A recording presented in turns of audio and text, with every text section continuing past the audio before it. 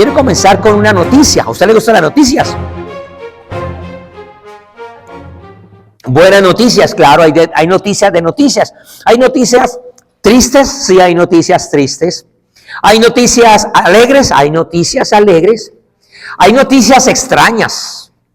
Hay noticias extrañas. A veces uno escucha noticias y dice, uy, ¿qué pasó ahí? ¿Qué fue lo que pasó? Hay noticias curiosas. Hoy voy a comenzar con una noticia curiosa que leí hace 2 días cuando estaba preparando el mensaje y todo. Me puse a mirar cosas y me encontré con esta noticia. Ocurrió en el año 2019 y resulta que una joven en Rusia, allá en Moscú, demandó a la cadena de restaurantes de comida rápida McDonald's. Y esa mujer, esa joven, que aquí tengo el nombre, se llama Ksenia Okivonkova, ¿no? Lindo el apellido, ¿no? Para nosotros, Okivonkova. Esta mujer demandó a McDonald's tras ver una propaganda de una de sus hamburguesas, y esta mujer no aguantó las ganas y entró al establecimiento y demanda a McDonald's porque McDonald's la incitó a romper su ayuno religioso. ¿Cómo la ve usted? Pues la noticia dice que esta mujer, Ksenia Okivonkova, presentó una demanda en el tribunal en Moscú contra McDonald's por anunciar una hamburguesa con queso y nuggets de pollo. Ella responsabiliza a la publicidad por obligarla a romper su ayuno durante la gran cuaresma previa a la Pascua ortodoxa e insultar sus sentimientos religiosos. ¿Cómo la ve usted? La demandante estaba indignada por los hechos que ocurrieron en abril del 2019 en Omsk. No sé si es un reparto, no sé qué parte es. Ella relata que vio el anuncio publicitario en la calle y acudió al local de comida rápida pese a que venía cumpliendo el ayuno desde hace 16 años continuos. 16 años ella, año tras año continuamente celebrando este ayuno.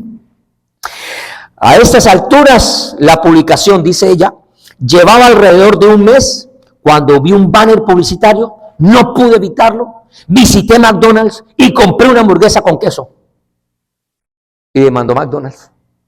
Ahora, si usted tuviera la oportunidad de demandar a McDonald's, ¿por cuánto usted demandaría a McDonald's? Sobre todo en este país que aquí funciona mucho la negocio. ¿Cuánto cree usted que podría haber sacado de partido esta mujer al demandar a McDonald's por semejante cosa? ¿Cuánto cree usted? Vamos, ayúdeme. ¿Cuánto? Deme un precio en dólares. A ver, ¿cuánto? 25 millones. Uf, hermano, va bien. 25 millones. ¿Quién da más o quién da menos? El precio de la hamburguesa. Pues resulta que esta mujer demanda a McDonald's por una compensación de 1.000 rublos. ¿Cuántos son 1.000 rublos? Entonces yo me metí a investigar y el precio de hoy, en dólares, serían $10.85. ¡Ah! La cara de mano, no, una demanda por $10, no. Ahora, ¿qué tiene que ver esto con la predicación o con la noticia? Además de romper el hielo y de entrar, es que quiero, si me lo permite, no me lo permitió. Es hablar de un poquito de esto, entre otras cosas, para que usted compare, porque uno dice 1.000 rublos, uno dice, ¿cuánto será eso? Ahora sí. Resulta que investigué el salario mínimo en Rusia mensual es de 19.242 rublos. Esto equivale a $215. Eso es lo que gana, es el salario mínimo en Rusia, para que usted tenga una comparación. Ahora, ¿qué tal esa imagen que usted está viendo ahí? ¿Qué le provoca? No sé si a usted le gustan las hamburguesas. Empecé hablando de hamburguesas hoy y quiero seguir hablando un poquitico de las hamburguesas. Hay gente que no le gusta, pero si es una hamburguesa preparada en casita, bien adobadita, bien organizada, la cosa cambia. Pues quiero leerle también esta situación. Resulta que si hablamos de las hamburguesas y hablamos de las religiones, nos vamos a dar cuenta que un típico menú de hamburguesa con queso, con tocino, aquí le llamamos bacon, con pepinillos, los pickles, y además de eso, lo acompañamos con fries, con papitas fritas y con salsa de tomate, con ketchup. Y además, para tomar una Coca-Cola, pues ese menú ofende a 13 religiones que correspondería al 61% de la población mundial. ¿Usted sabía eso? ¿Usted no sabía que una sencilla hamburguesa con papitas ofende a tantas religiones? Por ejemplo, ofende a los hindúes. ¿Por qué? Porque ellos no pueden comer carne de vaca. Y además, algunos rechazan todos los cubiertos que hayan sido, la rechazan por todos los cubiertos con que fue preparado ese menú que haya tocado la hamburguesa. Ellos evitan la comida salada, entre otras cosas, ya que ellos dicen que la sal induce a la lujuria y a la ira. Imagínense. Si hablamos de otra religión como los taoístas, ellos se abstienen de comer pan porque los gusanos se nutren de donde se almacena el grano. Entonces ellos evitan. Los judíos no pueden comer tocino porque lo prohíbe el Antiguo Testamento. Cuando comen carne de vaca, tienen que esperar por lo menos 1 hora antes de poder comer cualquier alimento con base a productos lácteos. Los krishnas, ¿conoce usted los krishnas? ¿Ha visto los krishnas? ¿Sí? Algunos le llaman los Hare Krishnas, pero resulta que la palabra Hare significa alabanzas a Krishna. Yo por eso no le llamo yo digo los krishnas, para no darle alabanza a ese Dios. Pero los krishnas no comen ni encurtidos, como el pepino, ni tampoco ketchup, salsa de tomate, porque contiene vinagre. Y ese vinagre fermenta y según ellos lleva a la ignorancia. Los budistas evitan el tocino y la carne vacuna por compasión hacia los seres vivientes. Los Sikhs, ¿usted ha oído hablar de los Sikhs? Puede investigar a ellos. Ellos no pueden comer carne porque las vacas son sagradas para ellos. Los monjes rusos, ahora que hablamos de Rusia, y los griegos ortodoxos, no comen lácteos, ni cerdo, ni carne vacuna los lunes, los miércoles y los viernes para poder participar del sufrimiento de Jesús. Ellos generalmente evitan el cerdo y la carne vacuna por la sensación de pesadez que distrae los rezos. Los adventistas del séptimo día se abstienen del cerdo y del queso, ya que a menudo se cuaja con una encina que contiene el cerdo. Los zoroastristas, ellos no comen cerdo ni carne vacuna cuando están de luto o en los meses en honor a Ram, a Baham y a Gosh. ¿Sabía que Gosh es uno de los dioses dentro del zoroastrismo? Y yo venía hace mucho tiempo pensando por qué hay gente aquí en Estados Unidos que cualquier cosa dicen, oh my God. Pero algunos dicen, oh my. Y yo no sé a dónde viene ese Gosh. Y después podemos tertuliar un poquitico a dónde viene ese Gosh. ¿Por qué cambiaron a God por Gosh? No sé si tiene que ver algo con esto, Gosh, no sé, pero podemos investigar. Los mormones se abstienen de Coca-Cola porque la cafeína altera el organismo, que es el templo del alma. Yo me imagino que aquí hay más de uno que está con el templo muy alterado de tanta Coca-Cola que toma. Los musulmanes no pueden comer carne vacuna, salvo que se haya matado la vaca en el nombre de Alá. Además, el Corán prohíbe el cerdo porque puede difundir gusanos. Los católicos romanos se abstienen de comer carne vacuna y cerdo los viernes, sobre todo el Viernes Santo. Ellos no comen hamburguesa, no pueden. Los rastafarios, ¿se acuerdan los rastas? Los rastafarios no pueden comer cerdo. Los jainitas no pueden beber Coca-Cola, ni comer lácteos, ni cerdo, ni carne vacuna, ni pepinos, ni ketchup, ni papas fritas con sal. El pan pudiera tener semillas de sésamo. Tampoco, si tiene semillas de sésamo, tampoco pueden comerlo. A propósito, estos jainitas no comen afuera cuando está oscuro, porque ellos no podrían darse cuenta si la comida tiene insectos. Por lo tanto, entonces ellos no pueden comer una hamburguesa en las horas de la noche. ¿Y eso qué tiene que ver con la iglesia y con la palabra de Dios? Usted dirá, ¿y eso qué tiene que ver? Estamos nosotros hablando del tema de tablas de piedra y tablas de madera.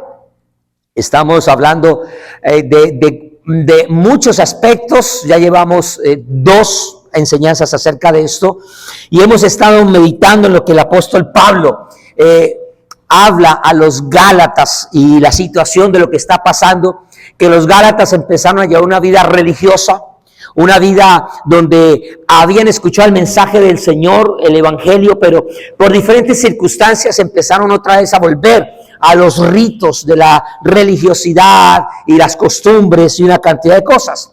Y entonces estamos mirando cómo aparece la ley y cómo aparece el mensaje de Cristo. Y cuando nosotros seguimos estudiando el capítulo 2 de Gálatas, y habíamos parado en el capítulo 2, verso 20, donde estábamos meditando acerca del texto de con Cristo estoy juntamente crucificado, y ya no vivo yo, mas Cristo vive en mí, y lo que ahora lo vivo en la carne, lo vivo en la fe del Hijo de Dios, el cual me amó y se entregó a sí mismo por mí. Habíamos quedado ahí en el verso 20, pero resulta que nosotros avanzamos y Pablo ahora dice en el verso 21, no desecho, ya usted tiene el texto allí, verso 21, y si tiene papel y lápiz, aprovéchelo al máximo, dice, no desecho la gracia de Dios. Y la palabra desecho que está tocando el apóstol Pablo allí es la palabra griega ateteo.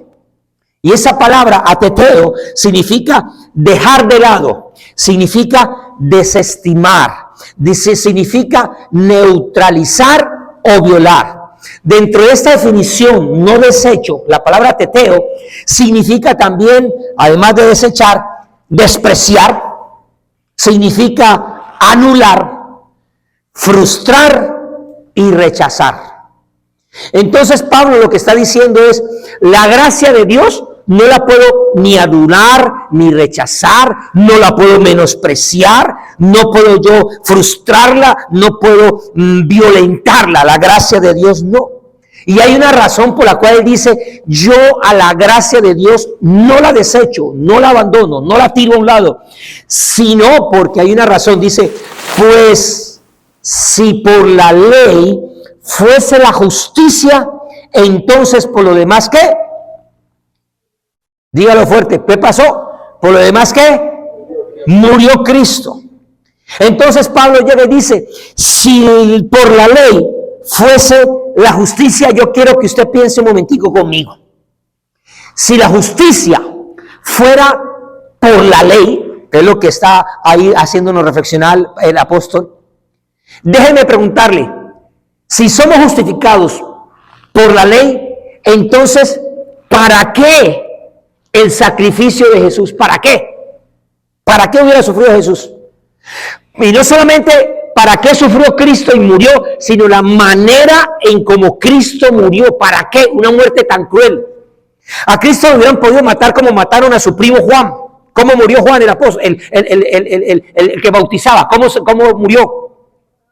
Decapitado. Eso hubiera sido una muerte rápida. ¡Pum! Decapitado. Pero ¿por qué una muerte tan cruel como la que Jesús tuvo que sufrir y padecer? ¿Para qué? ¿Para qué entonces en las enseñanzas de Jesús? ¿Para qué Dios se hace hombre y habitar entre nosotros? ¿Para qué nos vino a enseñar? ¿Para qué sus milagros? ¿Para qué sus obras? ¿Para qué su mensaje? ¿Para qué entonces viene el Dios Todopoderoso a morar entre nosotros los hombres? ¿Para qué? Si nosotros podríamos justificarnos por obras y por la ley, entonces ¿para qué Cristo vino a esta tierra? ¿Para qué? De pronto, cuando nosotros miramos acerca de esto y hablamos de milagros, yo creo que a muchos de nosotros nos gustan los milagros. ¿A cuántos nos gustan los milagros? Muy bien. Y más si son milagros de plata. Eso sí que gustan. A mucha gente le gusta la plata, el billete, la salud, libertad. Hay tantos milagros, pero ¿para qué tantos milagros si al final la vida de Jesús no iba a tener esta trascendencia? Porque si hablamos de milagros, hasta los brujos hacen milagros. Y si no, pregúntele a Moisés y a los brujos de Faraón. ¿Había milagros o no había milagros? Los brujos hacen milagros. Y hay gente que está corriendo de iglesia tras iglesia buscando predicadores que hacen milagros, pero no están buscando al Señor, sino buscan el milagro. Y apenas recién el milagro, ¿qué hace esa gente? Hay gente que está buscando solamente a Dios por las respuestas que Él pueda dar. Pero déjeme preguntarle, si venimos nosotros a ser justificados por obras de ley, ¿para qué entonces el mensaje de Cristo? ¿Para qué el evangelio?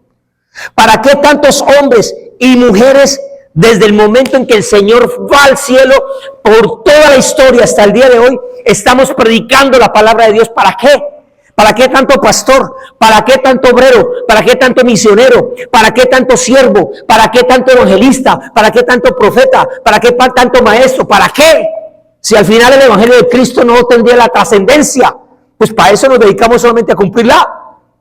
¿Para qué el sufrimiento de la iglesia cristiana en todas las épocas y en todas las latitudes de la tierra? ¿Para qué tanto sufrimiento? ¿Para qué tantas traducciones de la Biblia? ¿Para qué tanta inversión en películas, en tratados, en libros, en esfuerzos humanos y aún sobrehumanos para poder extender el evangelio? ¿Para qué? ¿Para qué construir tantos templos? ¿Para qué tantas misiones? ¿Para qué tantas inversiones a ir a lugares tan inhóspitos y pasar enfermedades, incluso la muerte, separarse de la familia? ¿Para qué? ¿Para qué? ¿Para qué ir a los seminarios a prepararse? ¿Para qué tanto estudio? Eso es lo que está diciendo Pablo. Entonces, el mensaje hubiera sido que todos los pueblos cumplieran la ley mosaica.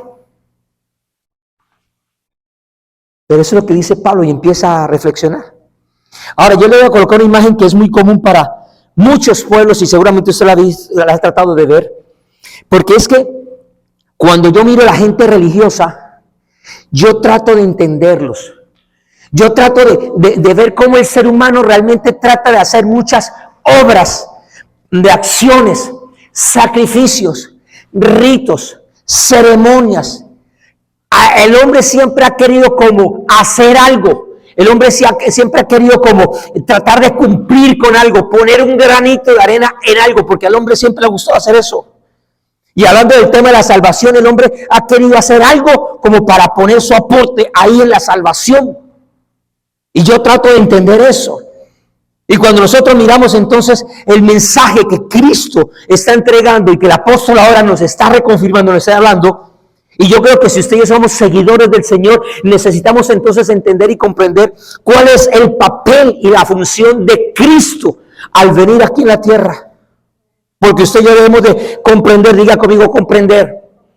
Cuando hablo de comprensión, estoy hablando de que en usted y en mí debe haber una convicción en nuestra fe y no una imposición, como muchos grupos religiosos imponen a sus seguidores, de estar imponiendo conceptos, imponiendo doctrinas, imponiendo comportamientos, imponiendo cosas, pero la persona no llega a entender la dimensión de las cosas. Porque cuando yo veo a Jesús, yo veo a un Señor, a un Salvador, a un Jesús que enseñó que no se podía vivir, o mejor, que nosotros, que el ser humano podía vivir una relación especial con el Creador. ¿Cuántos dicen amén?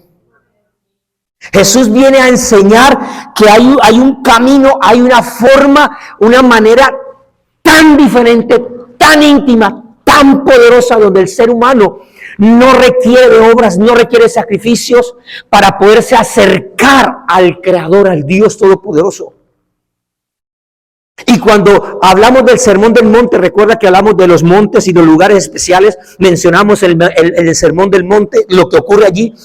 Hay un momento donde los discípulos le dicen: Jesús, enséñanos cómo orar, cómo tenemos nosotros que hacer ese rito o esa acción o ese caminar religioso de hablar con Dios.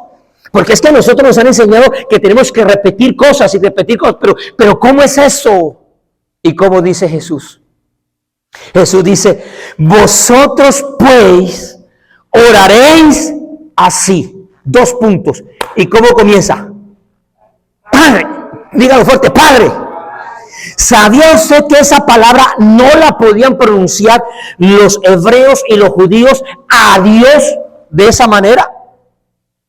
Ellos a Él, ¿cómo lo llamaban? Yahweh.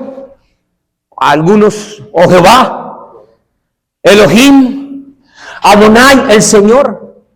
Y podrían hablar de Jehová Sabaoth, el Dios de los escuadrones de Israel. Jehová Rafa, el Dios sanador. Y podrían hablar de Jehová Tzidkenu, el Señor es mi justicia. Jehová Makadesh, el Señor es el que me santifica. Jehová Roy, Él es mi pastor. Jehová es el pastor. Y podrían tener varias actitudes de expresarse, pero ninguno podía llamar con tanta familiaridad a Dios de esa manera.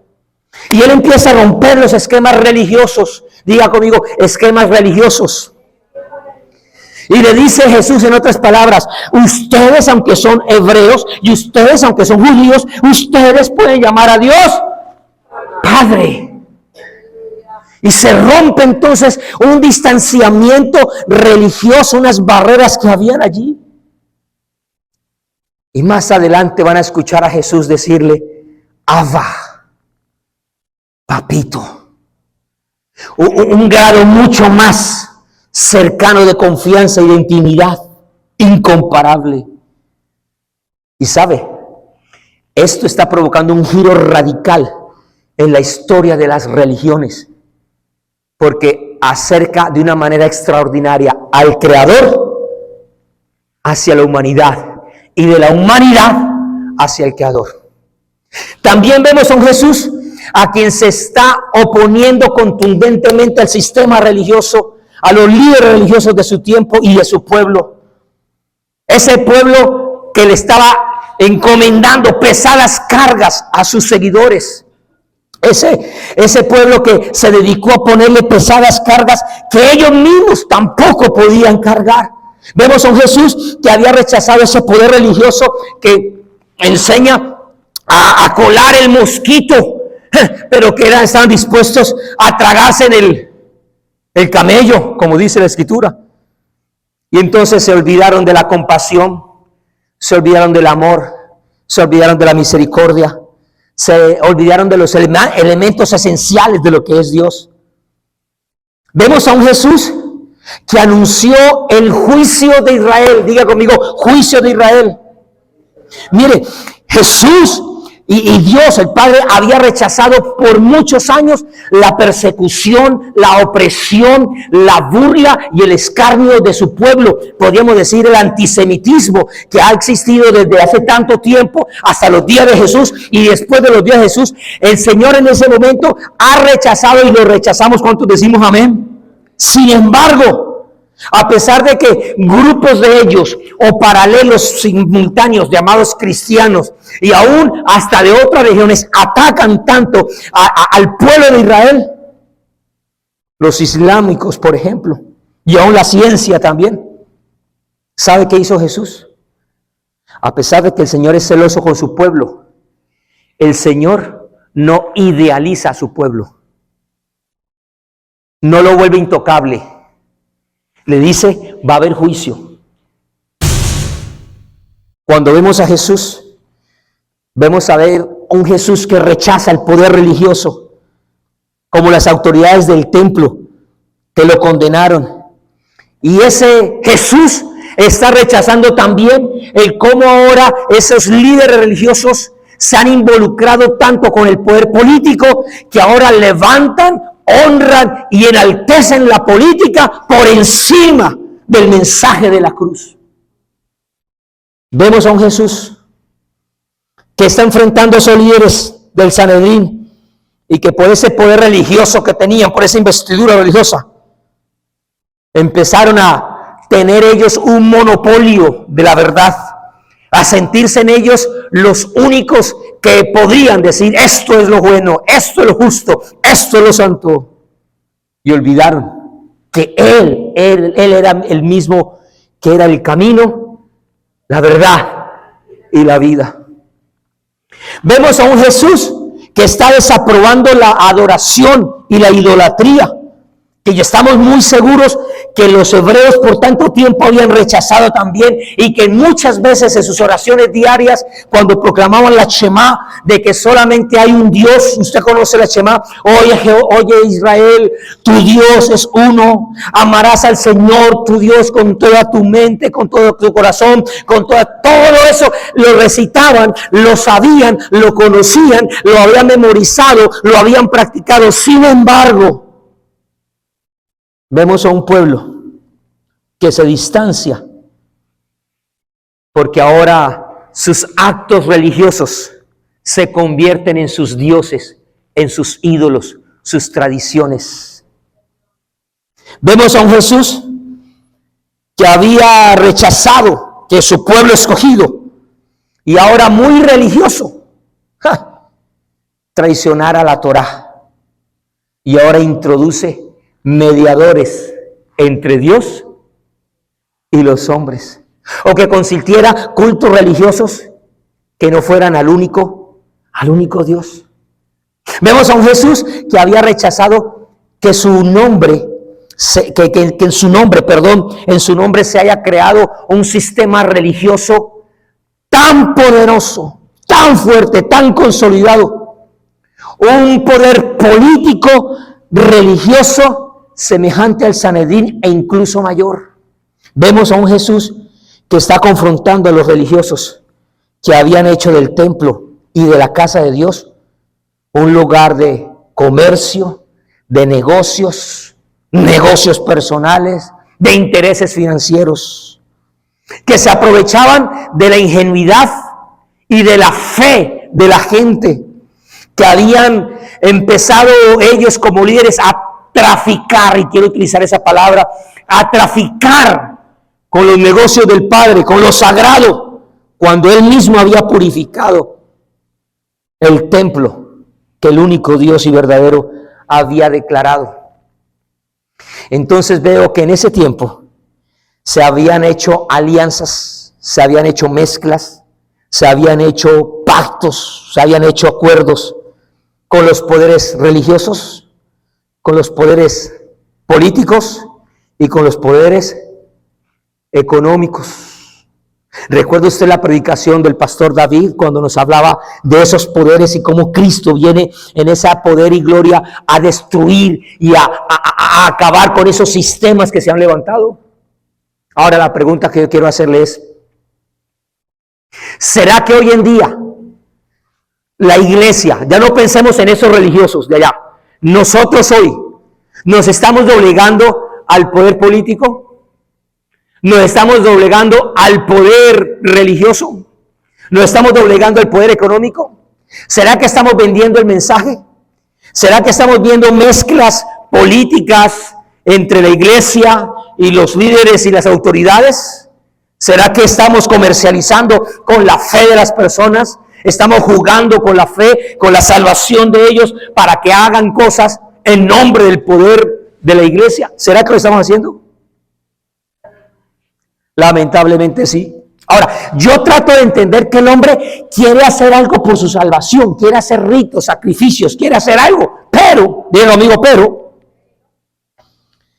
aquí está el por qué yo no justifico. Aunque trato de entender al ser humano, yo no puedo justificar y no puedo aprobar esto.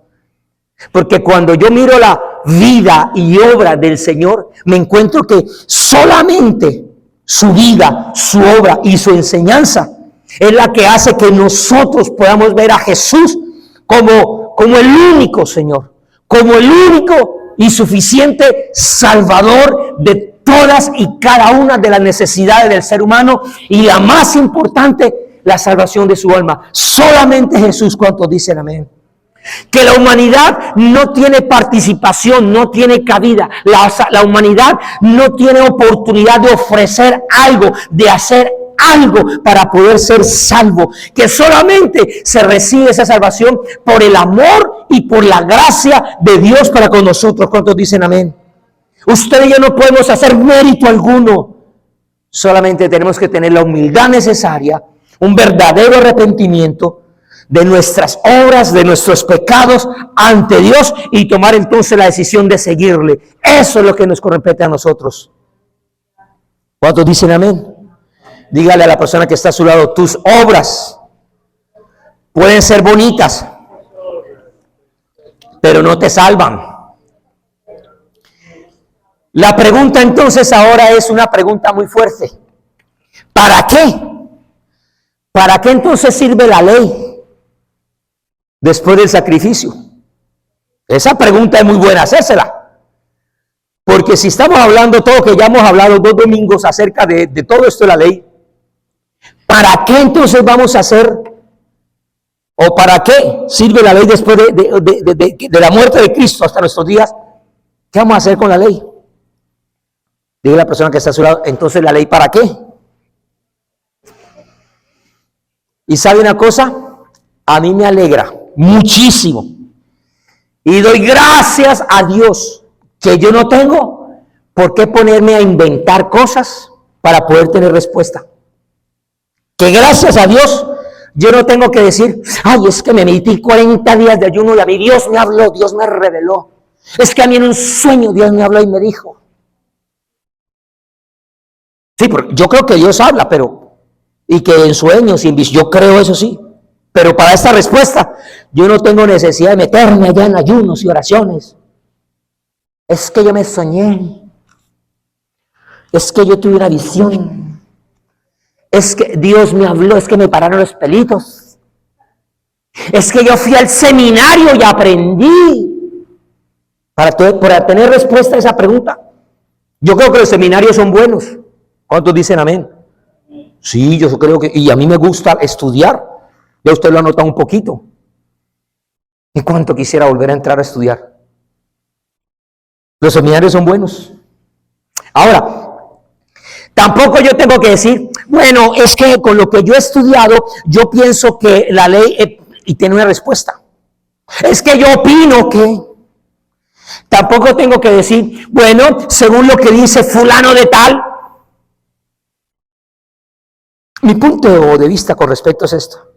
¿Sabe? Si usted quiere tener una respuesta a esta pregunta, ¿sabe qué necesita? Diga conmigo, humildad. ¿Qué necesita? Humildad. Ahora, ¿humildad para qué? Para leer la palabra de Dios. Leerla sin prejuicios. Leerla sin imposiciones. Leerla sin que otro líder lo haya influenciado a usted u otro hermano.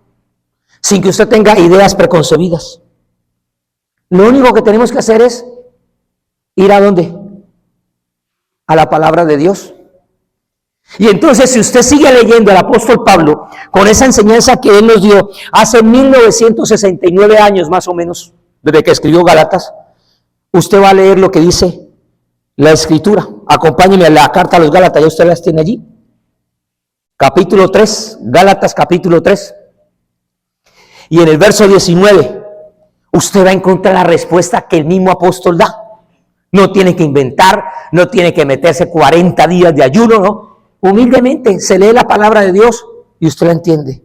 ¿Sabe qué dice el apóstol Pablo con respecto a la ley después del sacrificio de Jesús? Ya usted lo puede leer. Dice, entonces, ¿para qué sirve la ley? Ahí está la pregunta, ahí está. ¿Para qué sirve la ley? Y Pablo responde, la ley fue añadida, diga conmigo, añadida. Si dice añadida es porque ya había algo. Cuando usted dice que va a añadir algo, es porque usted por lo menos ya tiene algo. Y necesita complementar, necesita ampliar, necesita mejorar. Algo necesita. La ley fue añadida por una razón. A causa de las transgresiones. Y fue añadida para siempre, eternamente, por los siglos de los siglos. Amén. ¿Qué dice Pablo? No dice que fue añadida eternamente y para siempre. Dice, ¿hasta cuándo? Hasta que viniese la simiente a quien fue hecha la... ¿Hasta qué? ¿Fue añadida hasta cuándo? ¿Hasta qué? Hasta que viniese ¿qué? La simiente, diga conmigo, la simiente. Ahora, déjenme preguntarle, ¿quién es la simiente? ¿Quién es la simiente? Jesús. Entonces está diciendo, la ley fue añadida hasta que viniese ¿quién? Muy bien, nuestro Señor. Y ahora dice, y fue ordenada por medio de ángeles en manos de un... Ahora déjeme preguntarle, ¿quién es el mediador? ¿Quién debe ser el mediador? ¿Quién?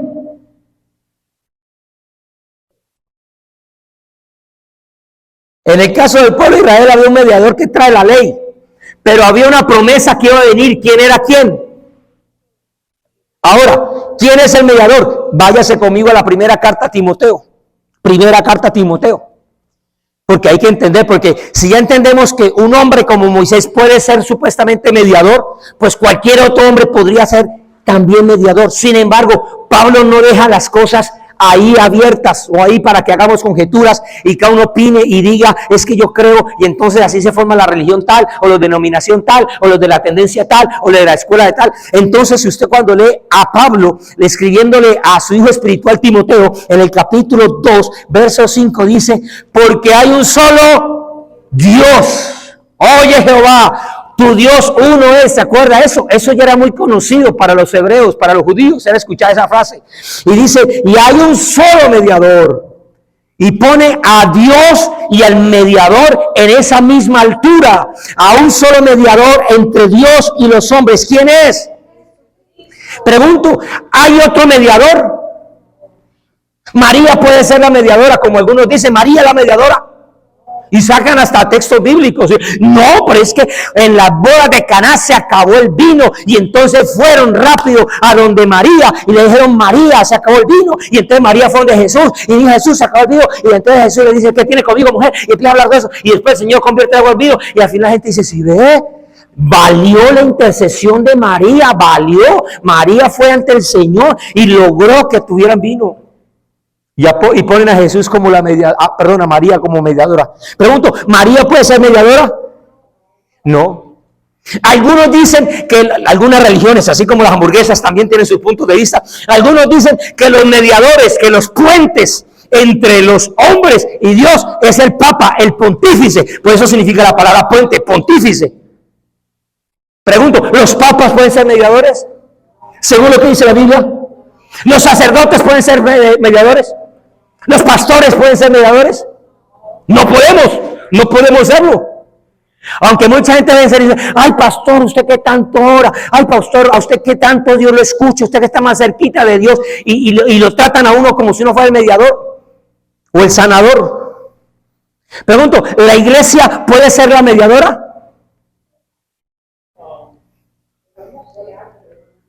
Déjeme decirle y preguntarle cómo fue. ¿Será que el dinero puede ser mediador entre Dios y los hombres? ¿Cuánta gente usted ha visto haciendo ofrendas, haciendo pactos por radio, por televisión? Y traiga la ofrenda,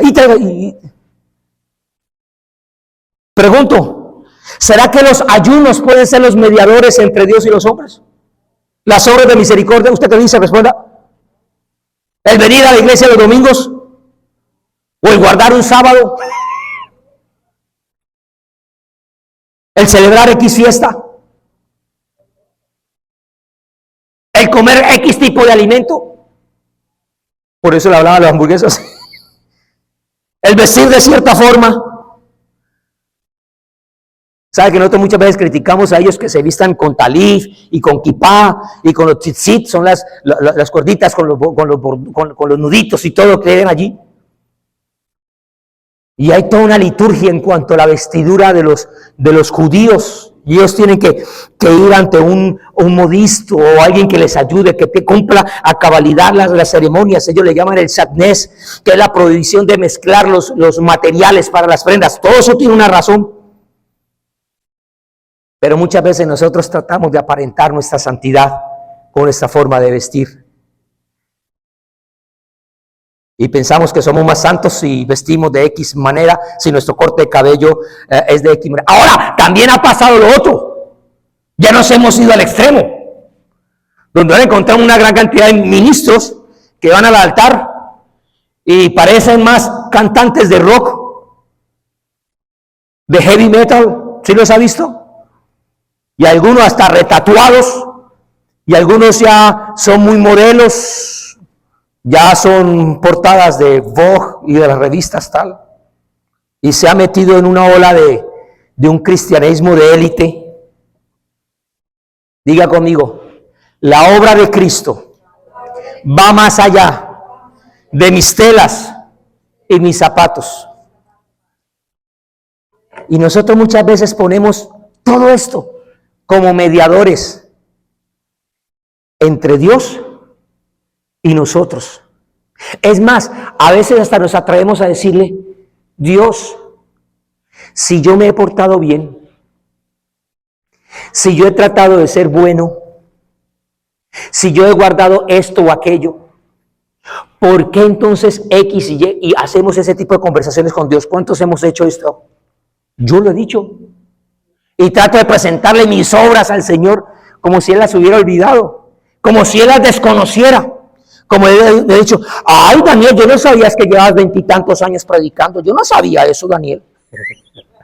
¿Será que a Dios le podemos decir eso? Él lo sabe y lo conoce todo. El único mediador, ¿quién es? Jesucristo. ¿Se acuerda de esta imagen que se la presenté al comienzo? Ahí faltaba un mediador entre Dios y los hombres. Ahí usted está viendo la imagen más cerquita. Ese punto de contacto. Y ese punto de contacto entre Dios y los hombres, ¿qué es? Jesús. Mire la mano desnuda de Jesús y la mano de Adán, del hombre, desnuda. No tiene nada. El hombre no tiene nada que ofrecerle a Dios. Nada. ¿Qué podemos ofrecer a Dios? ¿Qué pide el Señor de nosotros? Un corazón contrito y humillado. Eso, cuando el Señor ve eso, Él se desbarata, Él se desmorona, Él se derrite de amor. Cuando ve a alguien que ya no lo ve a Él como Dios, sino lo ve como Padre. Y entonces Pablo, en Gálatas capítulo 3, devuélvase a Gálatas capítulo 3, en el verso 20, vuelve y habla, y vuelve a hacer mención, y vuelve y nos recuerda a nosotros que el mediador no lo es de uno solo. Diga conmigo, no lo es de uno solo.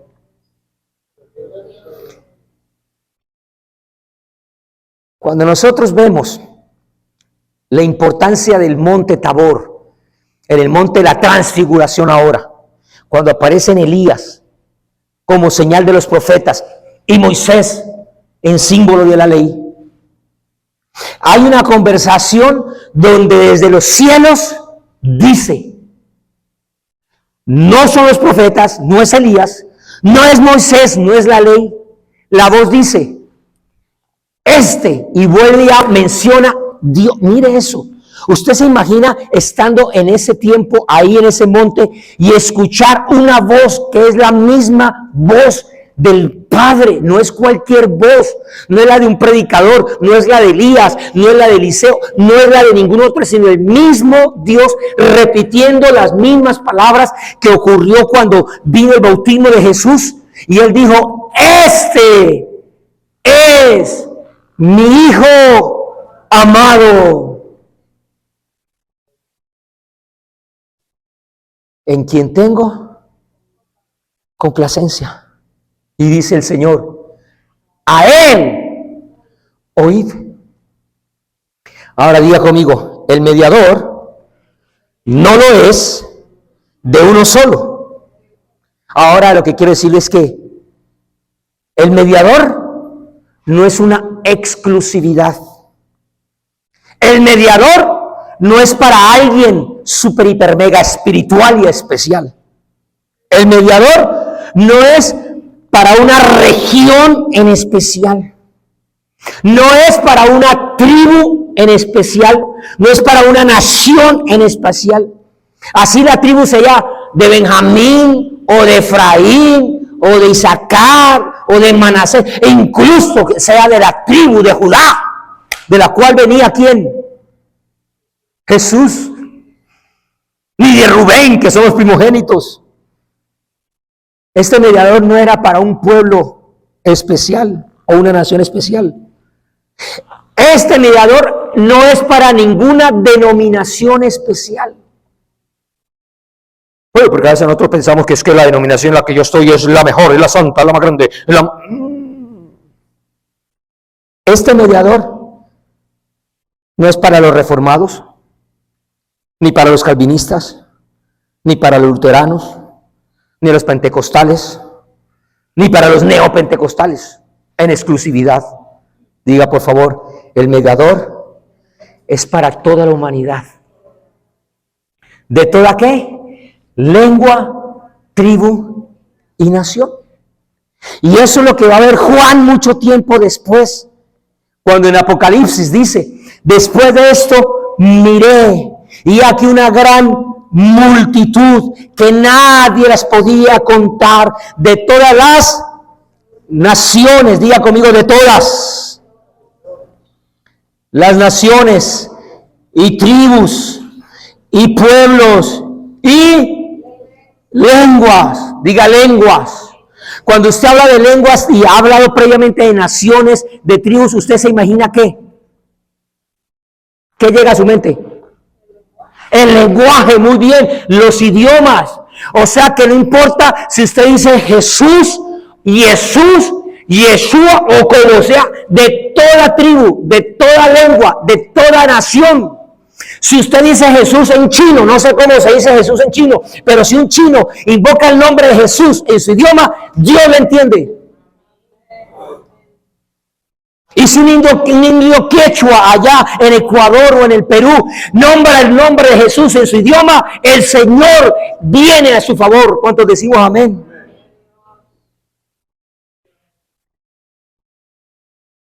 Así es que es bueno. Y esa gente dice, estaban delante del trono, en la presencia del Cordero, vestidos de ropas blancas y con palmas en las manos, y clamaban a gran voz diciendo, la salvación pertenece ¿a quién? Que está sentado en él y en el Cordero. Entonces sigamos respondiendo para terminar la enseñanza de hoy. ¿Para qué entonces sirve la ley después de la muerte del sacrificio de Cristo? Y Pablo en el verso 21 sigue ampliando el concepto. Y entonces dice Pablo, luego, ¿la ley es contraria a las promesas de Dios? ¿Usted qué cree? ¿Usted qué cree? No. Y Pablo entonces Pablo dice, en ninguna manera. Yo me lo imagino ya levantando la voz Pablo diciendo, no señor, así no es. La ley no es contraria. No va en contra. Y dice el por qué. ¿Por qué? Porque si la ley dada pudiera vivificar, diga conmigo, la ley no puede dar vida. Más fuerte, diga, la ley no puede dar vida. ¿Sabe que la traducción del lenguaje actual dice este verso? Esto no significa que la ley esté en contra de las promesas de Dios, de ninguna manera. Porque si la ley pudiera darnos vida eterna, entonces Dios no hubiera aceptado, entonces Dios nos hubiera aceptado por obedecerla. Diga conmigo, la ley no puede resucitar. La ley no puede resucitar a un muerto que está muerto por causa de sus delitos. Sí. Déjeme decirle que si alguien quisiera estar guardando partecita, partezota o toda la ley, si estuviera tratando de cumplir la ley y los profetas, seguiría siendo un muerto en vida, según lo que dice la Escritura. Una persona seca, llena de religión, llena de tradiciones, llena de obras que según nos dice el apóstol Pablo, también nuestras obras van a ser pesadas, van a ser contadas y van a ser probadas por fuego. Y todas esas obras que va a pasar, todo se va a deteriorar, todo eso se va a acabar. No son sino chamisas que no pueden ser soportadas. Déjeme preguntarle, ¿qué diferencia hay entre una persona que celebra por religión Sukkot, fiesta de tabernáculos, por ejemplo, y una persona que hace peregrinaciones como las que vimos en la imagen? ¿Qué diferencia hay? ¿Qué diferencia hay entre los que van a Jerusalén y también los que van a la Meca como lugar de peregrinación? ¿Qué diferencia hay desde la perspectiva de Dios? ¿Qué diferencia hay entre los que hacen ayunos ritualistas y los que se inmolan a favor de su Dios? ¿Qué diferencia hay entre los que guardan un Shabbat o un domingo si al final sus vidas no han subido al monte de la transfiguración? ¿De qué sirve? ¿Qué diferencia hay? Ninguna. Diga conmigo, el cristianismo no son ramadas. Diga conmigo, el cristianismo no es culto. Póngase de pie. Diga por favor, mientras se pone de pie y se estira para terminar ya el mensaje, diga conmigo, el cristianismo no son palabras aprendidas, ni repetidas, ni profetizadas. El cristianismo, mis hermanos, diga conmigo, no es intelecto. El cristianismo no son canos doctrinales. Y eso es fuerte, porque yo pertenezco a una denominación que amo. Y estoy muy de acuerdo con su canon. Pero el cristianismo va por encima de conocer cánones. El cristianismo, ¿sabe qué es? El cristianismo es que se desarrolle la imagen, la vida y la obra de Cristo en nuestras vidas, en cada uno de nosotros. 24 horas al día, 7 días a la semana, incluso si la semana tiene día festivo.